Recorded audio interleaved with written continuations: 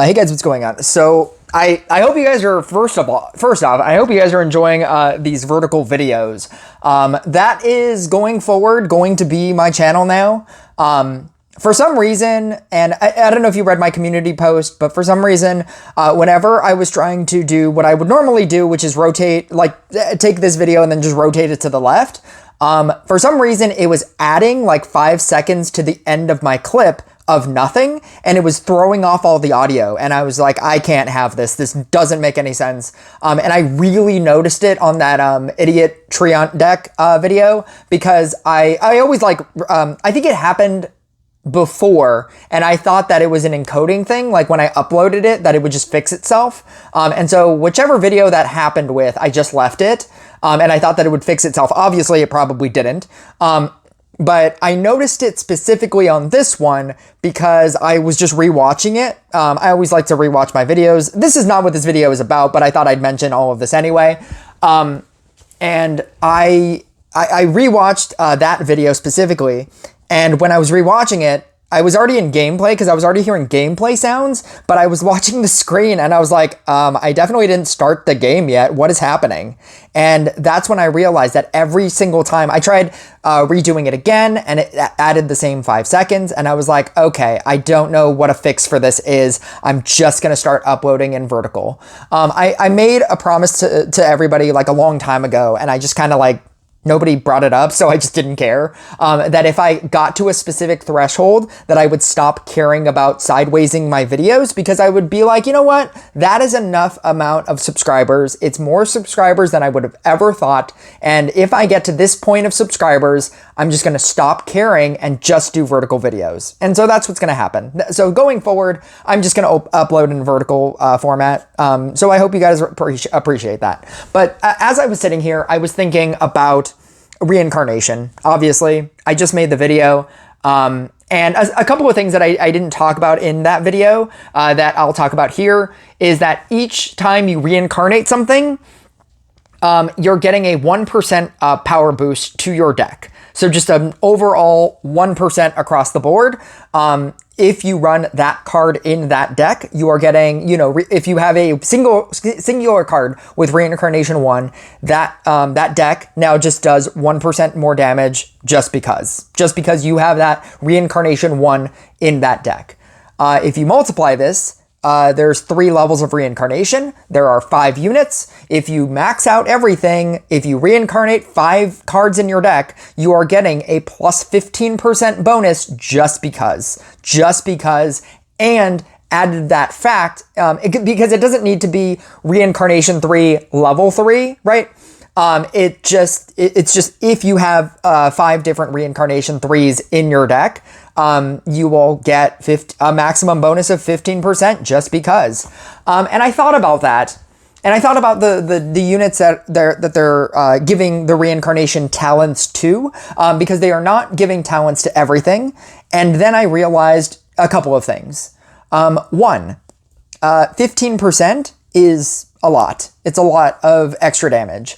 2, this is just an additional way of units getting talents, and that they can redo everything that they've been doing to make you excited about talents. Now they can make you excited about reincarnation abilities, because it's the exact same thing, but they're powered and they're tiered. And then it's going to force you to upgrade all of these other random things, which is also helping your deck building technically, because then you can, when you're slotting in other things that are reincarnated, even if they don't have talents. And from what I can tell, every single card you're going to be able to reincarnate every single max card that you have. So if you have every single card, you could technically reincarnate every single card.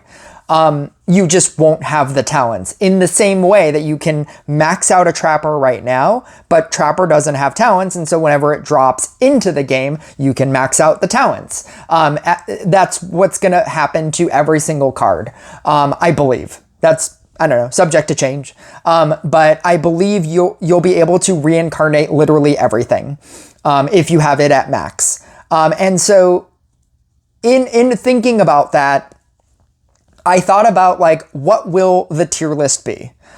This is going to be the biggest shakeup of tiers.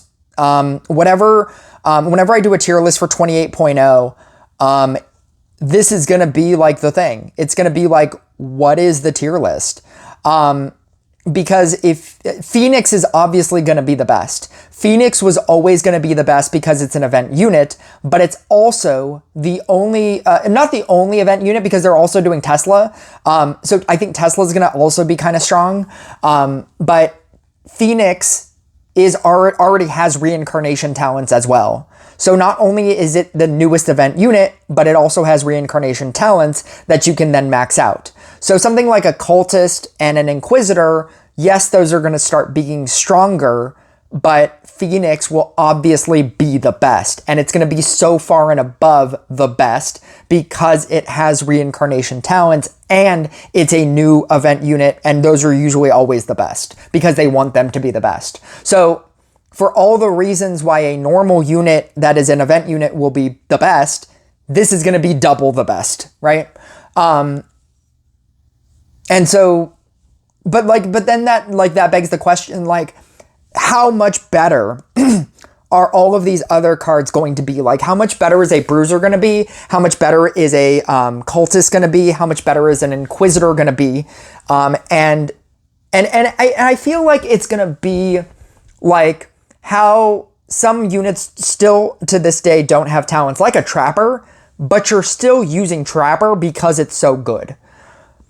Even though Genie is not getting Ascension talents, I think the Genie deck is still going to be so good that even if you have like a cultist with Ascension with all these reincarnation talents and plus 3%, if you have a Genie player that has reincarnated and done all of those things, I think Genie is still going to be the best. I mean, like, Phoenix is probably going to be the best, but Genie is going to also still be up there. Even though it doesn't have reincarnation, right? In the same way that Trapper, even though Trapper doesn't have talents, Trapper is still better than a lot of other support units that you could be using, like a Sharpshooter, even though Sharpshooter has talents. And I'm really excited to see what that shakeup is going to be. Is Cultist all of a sudden going to become like S tier? Is Inquisitor going to be S tier? Is like Tesla going to be S tier? Are they going to move from like B tier to A tier? And like, it's just such an interesting thing to do to the game when not everything has talents yet. When Trapper doesn't have talents and Hex doesn't have talents, just in terms of like legendaries, and Stasis doesn't have talents. And now not only are we waiting for talents to be added to the game, now we're then going to wait for reincarnation abilities to be in the game, and to be excited about and to change. Like, what is that going to do to somebody, to telling somebody to build a deck? Like right now, if you were going to build a deck, if you told like a quote unquote free to play person, like, oh, what should I invest in? And a cultist reincarnated is S tier, do you tell somebody, oh, invest everything into cultist because it has reincarnation talents, and so you can max it to level 15, and then you can max out all the talents, and then you can max out all of the reincarnation, and then you can upgrade these 3 cards, and then cultist is going to be your best bet. It's free to play basically because it's you can get it in anything, and it's going to be the best, right? But then all of a sudden, then they can change all of that in the next patch, or in the next like 29.0, and say, oh, now Bard has reincarnation abilities. And then all of a sudden that shakes up the entire meta again. It's just such an interesting way to keep the meta fresh. So if I had something positive to say about this whole entire thing, it's that it's going to make the meta change so different every single time they release a new thing. They've basically released all of the major talents for most things, but now, like, just adding a gunslinger into the game, and all of a sudden Blooming Dash Blade Dancer does 8 minutes in death waves. Like, that kind of change is going to start happening every time they release new talents for things and new ascension abilities for things. And now they've given themselves even more opportunities to make people excited about another thing. Because like in terms of talents, it wasn't a lot of legendaries. It's like Trapper, Stasis, Hex. Maybe there's like 2 more things, if that. But most legendaries have talents. And I don't think I think like when they gave talents to Archer and Sentry, it proved to them nobody's really excited about common units getting talents if they're not meta. If they're not like a Chemist getting talents or a Bombardier getting talents. Or like a Portal Mage being used in the Meteor deck. If it's not impactful in the meta, if you're not going to use it in a major deck, there's no reason to be excited about an Archer. Who is that for? And so I think they just realized like we can't make people excited about new units all the time, like a new like event unit.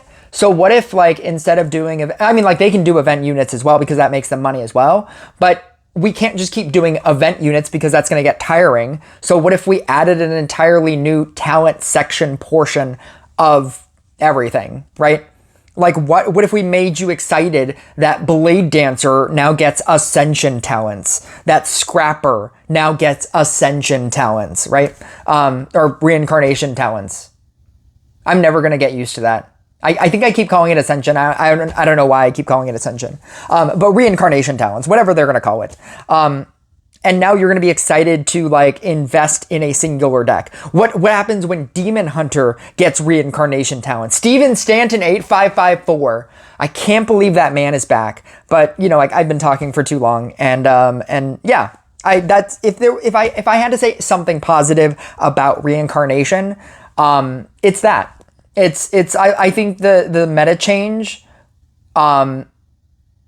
change, every single time they introduce Reincarnation talents is going to be like the meta change every time they introduce legendary, regular legendary talents.